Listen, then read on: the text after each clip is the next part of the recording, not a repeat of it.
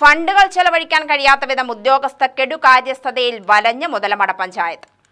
Panchayat secretary കഴിഞ്ഞ ചൊവ്വാഴ്ച മുതൽ 15 ദിവസത്തേക്ക് അവധിയിൽ പ്രവേശിച്ചിരിക്കുകയാണ്.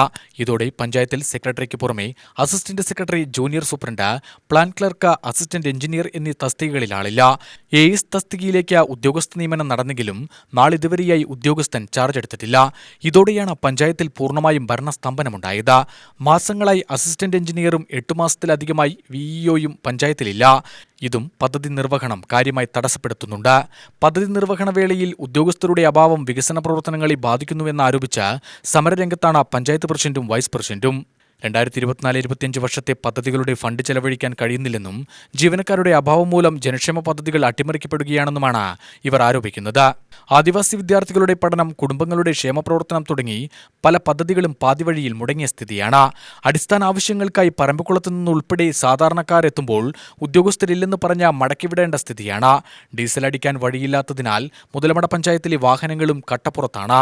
പഞ്ചായത്ത് പ്രസിഡന്റിന്റെ ജീപ്പ് ഉൾപ്പെടെ രോഗികൾക്കുള്ള ആംബുലൻസ്, പഞ്ചായത്ത് ട്രാക്ടർ തുടങ്ങിയ വാഹനങ്ങളാണ് ഡീസലില്ലാതെ ഓടാനാവാതെ നിർത്തിയിട്ടിരിക്കുന്നത്. ഡീസൽ കുടിശ്ശിക ഭരണസമിതി അംഗീകരിച്ചെങ്കിലും ബില്ലുകൾ പാസാക്കേണ്ട ഉദ്യോഗസ്ഥരുടെ അഭാവമാണ് വിനയായത്. പഞ്ചായത്തിന്റെ പല മീറ്റിംഗുകൾക്കും പങ്കെടുക്കാനാവാതെ പ്രതിസന്ധിയിൽ ആയിരിക്കുകയാണ് പ്രസിഡന്റും വൈസ് പ്രസിഡന്റും ഉൾപ്പെടെയുള്ളവർ. വാഹനങ്ങളുടെ ഡീസൽ ചെലവ് ദൈനംദിന ചെലവുകളിൽ പെടുന്നവയാണെങ്കിലും നാളിതുവരെയായി ബില്ലുകൾ പാസാക്കേണ്ട ഉദ്യോഗസ്ഥർ ഇല്ലാത്തതാണ് ഇത്രയും കുടിശ്ശികയാവാൻ കാരണമെന്ന് പഞ്ചായത്ത് പ്രസിഡന്റ് ആരോപിക്കുന്നു. ഒന്നാമത്തത്, ഇവിടെ AS എന്ന ഒരു തസ്തിക ഒളിഞ്ഞു കിടക്കുകയാണ്. പോയ കൊല്ലം തന്നെ 300 ദിവസമാണ് അവധി. ഈ കൊല്ലവും അതേ തുടരുകയാണ്. അപ്പോൾ ഈ AS എന്ന് പറയുന്നത് SC/ST തൊഴിലുറപ്പ് പദ്ധതിയിലെ നടപ്പിലാക്കുന്ന ഒരു നിർവഹണ ഉദ്യോഗസ്ഥനാണ്. അപ്പം നമുക്ക് ഈ പഞ്ചായത്തിലെ മുതലമട പഞ്ചായത്തിലെ ധാരാളം ഫണ്ടുണ്ട്, പക്ഷേ ചെലവഴിക്കാൻ ഉദ്യോഗസ്ഥർ തയ്യാറില്ല. അത് എന്തുകൊണ്ടാണ്, എന്ത് ഭീഷണിയാണ് എന്ന് ഞങ്ങൾക്ക് അറിയണം. എന്തുകൊണ്ടാണ് ഇവരിങ്ങനെ മാറി മാറി പോകുന്നത്, ലീവ് എടുക്കുന്നത് എന്തുകൊണ്ടാണ്, ആരാണ് ഇതിൻ്റെ പിന്നിൽ? ഇത് അറിയണം. ഇത് അറിയിച്ചിട്ടേ ഞങ്ങൾ ഈ സമരം പിൻവലിക്കുന്നത്.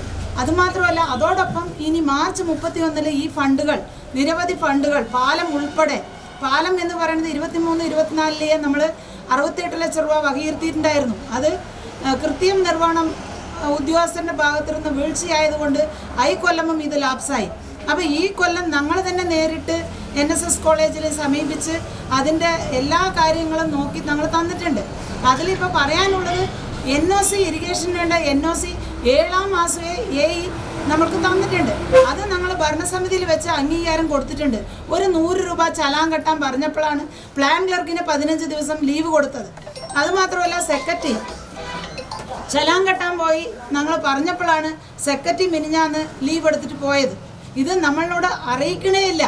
പ്രസിഡൻ്റായി ഇവിടെ ഏത് ഉദ്യോഗസ്ഥരാണ് വരുന്നത്, ഏത് ഉദ്യോഗസ്ഥരാണ് പോകണമെന്നും നമ്മളൊരു ഭരണാധികാരി എന്ന രീതിക്ക് എനിക്ക് അറിയില്ല.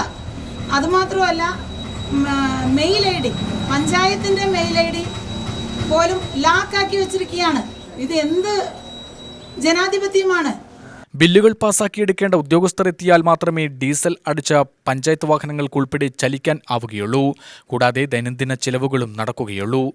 നാളിതുവരെ 5.5 കോടി രൂപയാണ് ചെലവഴിക്കാൻ സാധിച്ചിട്ടുള്ളത്. ഇതിൻ്റെ അടിസ്ഥാന കാരണമെന്ന് പറയുന്നത്, ഈ ഭരണം സുഗമമായി പോയിക്കൊണ്ടിരിക്കുന്ന വേളയിൽ ഈ ഭരണത്തെ ദുർബലപ്പെടുത്തുക, ഈ ഭരണത്തിൽ ഫണ്ട് ചെലവഴിക്കാതിരിക്കുക എന്ന ഗൂഢലക്ഷ്യം ഇതിൻ്റെ പിന്നിൽ, ഈ ഒരു ലോബി ഇതിൻ്റെ പിന്നിൽ പ്രവർത്തിക്കുന്നു ഞങ്ങൾ സംശയിക്കേണ്ടിയിരിക്കുന്നു. കാരണം ഇവിടുത്തെ ഉദ്യോഗസ്ഥർ മുതലമടയെ സംബന്ധിച്ച് വളരെ മോശമായ ഒരു സ്ഥിതിവിശേഷമാണെന്ന് ഉദ്യോഗസ്ഥ തലത്തിൽ തന്നെ പബ്ലിസിറ്റി ചെയ്തുകൊണ്ട് ഇവിടെ ഉള്ള ഫണ്ടുകൾ ചെലവഴിക്കാൻ അവസരം നൽകാതെ 15 ദിവസത്തിലൊരിക്കൽ ഉദ്യോഗസ്ഥരെ മാറ്റിയും ലീവ് എടുപ്പിച്ചുകൊണ്ടും ഭീഷണിപ്പെടുത്തിയും ഇവിടുത്തെ ഭരണസമിതി അംഗങ്ങളുടെ തന്നെ ഇത്തരം പ്രവണത കണ്ടുവരുന്നത് വിരോധാഭാസമാണ്.